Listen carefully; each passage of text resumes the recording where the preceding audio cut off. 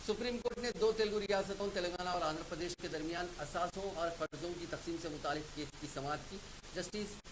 Justice Sanjeev Cunha और justice Sundaresh पर मुश्तमिल सुप्रीम कोर्ट की डिवीजन बेंच ने आंध्र प्रदेश हुकूमत की जानिब से दाखिल करदा रिट पिटीशन पर ये समाअत की। इस मौके पर सुप्रीम कोर्ट ने आंध्र प्रदेश हुकूमत की तरफ से नुमाइंदगी करने वाले वकील को हिदायत दी कि वो इस केस के फरीकैन को रिट दरखास्त की नकल हवाले करे। बाद इस केस की समाअत जनवरी के दूसरे हफ्ते तक मुलतवी कर दी गई।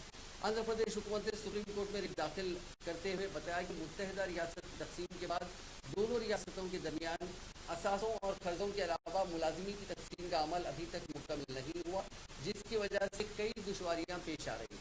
रिट दरखास्त में कहा गया कि जोग्राफियाई और इंतजामी तौर पर अगरचे के दो रियासतें वजूद में आ गई, लेकिन असासों और कर्जों की तकसीम के मामले में वक्फे से तनाज़ात पैदा हो रहे हैं। दरियाओं के पानी से इस्तेफादे के मामले में भी हर साल दोनों रियासतों के दरमियान तनाज़ा पैदा हो रहा है। इन तनाज़ात की यकसुई के लिए कई मरतबा दोनों रियासतों के दरमियान बातचीत हुई, लेकिन उनका हल दरियाफ्त नहीं हुआ। रिट दरखास्त में अदालत उस्मा से दरखास्त की गई कि वो इस मामले में मुदाखलत करते हुए मरकज़ को वाज़ेह हिदायत दी।